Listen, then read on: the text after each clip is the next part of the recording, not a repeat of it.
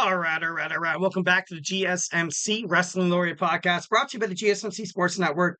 Just going to reflect on what we talked about right quick. We had our WWE SmackDown preview. Now we're going to jump on into my Thursday night wrestling review. We're going to talk about everything in terms of TNA, also Ring of Honor. So, yeah, we're going to get ready to go on and we're going to do this. But, like I always say before we move on to any different segments, I want to remind you guys to hit up the tips and donations link at the GSMCpodcast.net. 1,010% here at the GSMC Sports Network. We do love a lot of peace, love, and positivity. 1,010% of the way. So remember to Superman punch that like a subscribe button. Follow the show. Follow the network. I guarantee you. I give you the Eric Rodriguez Wrestling Laureate guarantee that you will be happy subscribing to this network because it's free sports. Free sports, 1,010%. So, 1,010%, let's just do it. Even if you have a burning question, I want to hear you guys' hot takes about professional wrestling. If you're dying to share something where you have all ears of all types of demographics and regions ready to hear it. This show is all about keeping the conversation lively and making sure your voice is a part of the mix. So don't be shy. Drop your thoughts in the chat. And honestly, if you really want to make sure your comment or question gets noticed, why not use the super chat? Just hit that $ below the chat box, send in your message, and it's guaranteed to get featured on the show. Plus, it's a great way to support the channel. Your support and chats mean a lot to us. Helps the lights and helps to kind of keep it going. Helps this podcast and the content you love keeping going. Once again, we are so grateful for you guys. Obviously, love the fans 1,010% of the way. Glad you guys always join us from, every single podcast, 1,010%. We love it.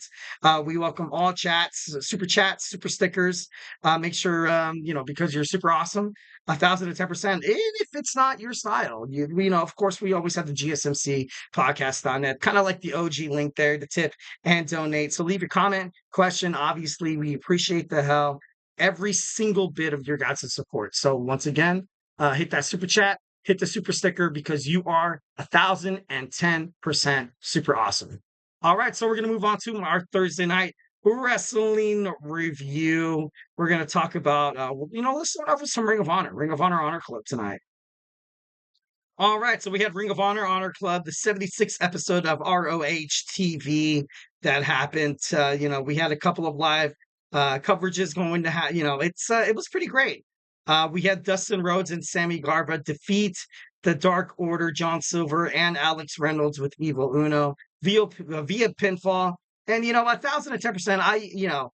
There was a lot of speculation of Sammy Guevara making his way to the WWE because there's been a lot of rumors. There's been a lot of speculations that WWE will start eventually moving toward the South American region, kind of having territories like the National Wrestling Alliance that they've, the reason why they've thrived ever since the 1970s in terms of the NWA. 1,010%. You get a lot of different superstars that kind of debuted. That's why you saw a lot of international superstars from the NWA make it onto the main wrestling scene. Obviously, that's where you kind of saw, Bruno Sammartino, where you kind of got the Andre the Giant. They all started somewhere where wrestling, it's hard to get noticed. It's hard to get noticed all over the region. So 1,010%. If WWE, if wrestling in and itself establishes more regions, you can get a lot of international talent. 1,010%. Kind of like when the NBA kind of brought in their spectrums and brought in their scopes a little bit. You kind of got this hot thing, Nikola Jokic from Serbia. We got Luka Doncic from I think Lithuania. I'm not too sure if I'm right about that, but we also have Joel Embiid. We also have Victor Wembanyama from the San Antonio Spurs represent. There's a lot of international, sports in and itself nowadays. It's getting international. It's 1,010%. It's super cool because if you are not on the Western Hemisphere, let's just make an example. Like if you're on Eastern Hemisphere watching WWE SmackDowns, you don't get a lot of chances of watching PLEs in Italy. You don't get a lot of chances to watch PLEs inside the United Kingdom, China, Russia, India. But now WWE, it's expanding. We're going to have WrestleMania at Wembley Stadium inside London. It's also been announced that we're going to have a PLE in Italy. 1,010%. We're also going to get it in Puerto Rico. Puerto Rico has been, obviously part of the United States. 1,010%. Uh, Bad Bunny is huge WWE fan. Huge, absolutely huge in Latin America. I remember the first time I heard about Bad Bunny, I was like, who is this guy? Like, what the heck?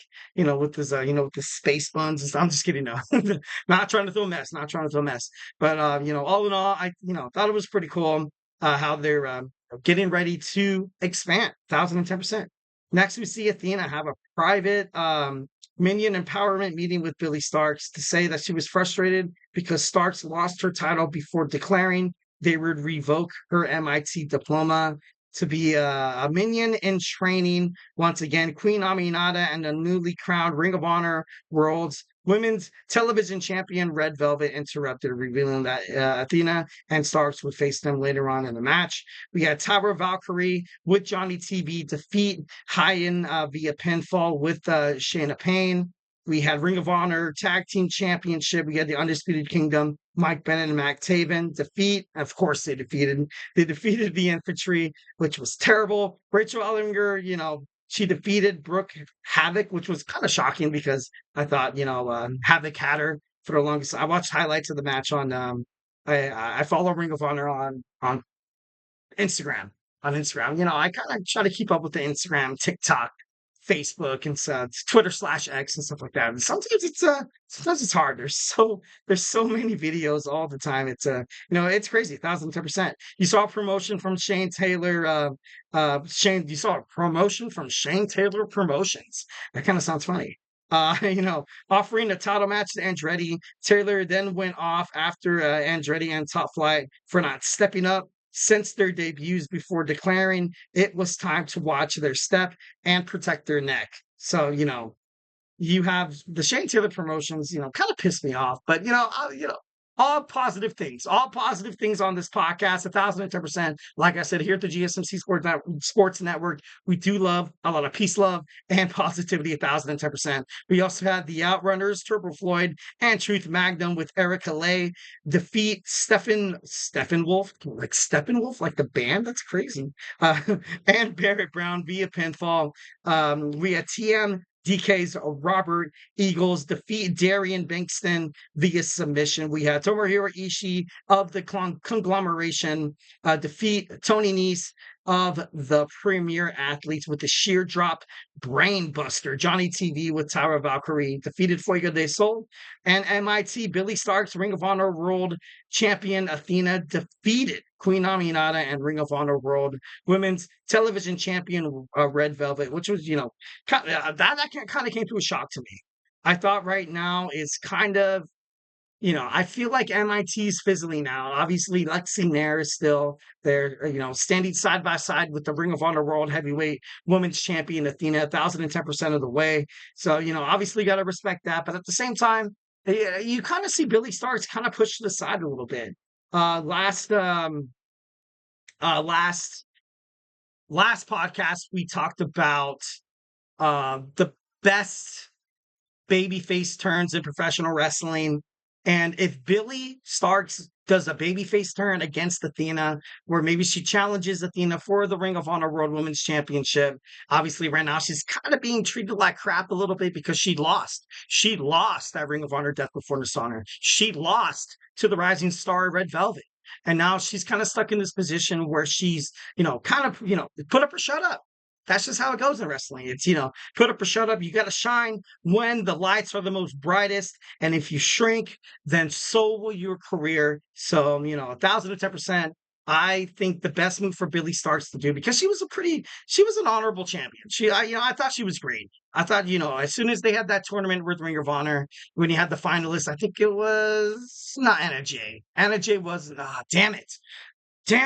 It was the last two was I think it was Red Velvet and Billy Starks. I could be wrong. Don't quote me on that. Got to fact check that. So, a lot of things happening inside of Ring of Honor. Ring of Honor is definitely a promotion that, as soon as I started watching highlights, I want to sign up with the Honor Club, to be honest, but money's a little tight right now. I'm just kidding, no, but I wish I could watch it from week to week. It'd be sick as hell. So yeah, let's move on to TNA, total non-stop action impact. So obviously, like I said before, the system is they're looking for a place. They're looking for a place 1,010% to kind of keep it going here a little bit. I recommended them to go to NXT, kind of trade the system for the no quarter catch crew. I feel like that would be pretty dope. I feel like that would be, open a whole horizon of different storylines within each promotion, especially heading toward Survivor Series. Survivor Series with TNT, not TNT, with NXT. It's a pay-per-view that a lot of fans want to see this on social media, on wrestling, promotions like Ringside News, Cage Side Seats, also Inside the Ropes. They're hearing speculations that they want to see a team TNA go against the team NXT. So, 1,000, I feel like it'll eventually, add up to, obviously Joe Hendry is still, damn near prominent with TNA. I think it gets to a point where he feuds with all ego Ethan Page. They've had, animosity in the past. Ethan Page is gonna, he's like, you know what? I'm over TNA. I'm better than TNA. I moved on to bigger and stronger things like NXT. And Joe Henry's like, no, you didn't. No, you didn't. You still are the little bee that was here 6 years. I'm just kidding. No, I feel like that would have been a good promo. Would have been a pretty good promo. And I think you're probably going to get, you're going to have an NXT versus TNA in the future. And I, can't wait to see that. 1,010%. So next we had the X Division champion Speedball Mike Bailey defeat Jake Something and Trent Seven in an Ultimate X qualifying match, and then we have a match announced for TNA Impact next week. Tasha Steelz in the backstage bragging about how getting a victory over Giselle Shaw on TNA Explosion. Shaw shows up and tells Steelz that she stole their last two matches. Santino Marella breaks up the two women's and says, we will have another match. We will have another bout next week. So obviously something cool, something awesome to look forward to. Next week, we had Alex Hammerstone approaching Santino Marella backstage. Hammerstone says the X Division amuses him and he wants to participate in the Ultimate X. Santino Marella puts him in a qualifying match. Hammerstone goes to turn around and come face to face with Eric Young, who tells them that they have unfinished business. Yeah, kind of cool. We had Kushida defeat Jonathan Grisham, and their bout has been kind of kind of back and forth a little bit here. Then we had a promo by Steph D. Lander. She was in the hot tub. She was in the hot tub for their honeymoon, and she tries to call PCO, and it was sent to voicemail. PCO dealing with French Canadian Frankenstein kind of things. So kind of crazy, but hey, honestly, TNA Knockouts World Champion Jordan Grace takes on Rosemary, and it ends in a no contest thanks to Ash by Elegance. Ash by Elegance still wants her hands on Jordan Grace.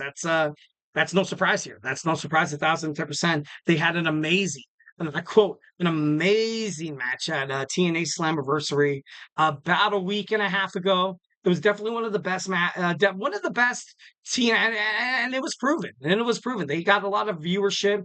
They got a lot of audience increase. It was the most viewed Slammiversary in TNA history. Obviously, with NXT lingering around, and the TNA has a lot, and I quote a lot, like Tommy Dreamer said. Tommy Dreamer, part of the Busted Open podcast with Bubba Ray Dudley, he mentioned that TNA is low key, pretty good. Pretty good, 1,010%. You have a lot of these young superstars. And like when I watch TNA highlights and I'm like, damn, just imagine these guys in the WWE ring. They automatically top out more than a lot of these other superstars. And it's not like it's so, such a disbelief to believe that a wrestling promotion that averages about 30,000 fans topples out of wrestling superstars on the Monday Night Raw, on the WWE SmackDown rosters that top out at 1.9 million. It's not silly. It's not fluke. A lot of these superstars, sometimes they don't just get a chance. They don't get a chance.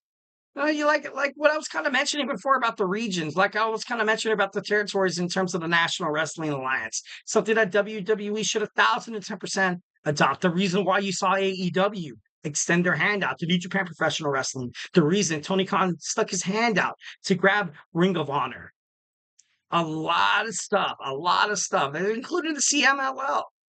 You can have a lot of talent, a lot of wrestling talent. I can probably say there's thousands of wrestling superstars out there in the world that could prove dividends on any kind of show, and they don't get a chance. Oh man, crazy, but kind of crazy. We had Josh Alexander talking mess. Obviously, you had that rumor, you had that speculation that during their match at Slammiversary, during the 6-man elimination match, that Josh Alexander was actually supposed to win. But all in all, it didn't really happen, which kind of sucks for Josh Alexander. Nick Nemeth takes on Josh Alexander next week. Zachary Wentz with Trey Miguel defeated Dante Chen and Casey Navarro in an Ultimate X qualifier, which is kind of a shock. I was kind of thinking Dante Chen was going to kind of get it. Matt Cardona, took out PCO, and that's why he never really made it to the honeymoon, which is kind of crazy. We had in the main event, we had Joe Hendry. I believe in Joe Hendry. Defeat Wolfgang from WWE NXT. Jim Hendry. Joe Hendry hits Wolfgang with a standing ovation and scores the pinfall victory. Good for that. Good for definitely love 1,010%. I love what they're doing with Joe Hendry on NXT. I love what they're doing with Joe Hendry inside the TNA Impact Zone. So 1,010%, make sure you tune into Ring of Honor and TNA Impact every Thursday on Honor Club TV, TNA Plus, or Access TV. All right, guys. So, hey, do not go anywhere. We're going to jump on into our third segment. We're going to talk about who will join the new Judgment Day. Got a couple of superstars that I heard a lot of speculations, heard a lot of rumors. I read it. I read an article on, I think it was WrestlingZone.com, that kind of got the gears working here. So hey, honestly, 1,010%. Grab your favorite snack, grab your favorite beverage, and join me in about 24, 25, 26, 27 seconds.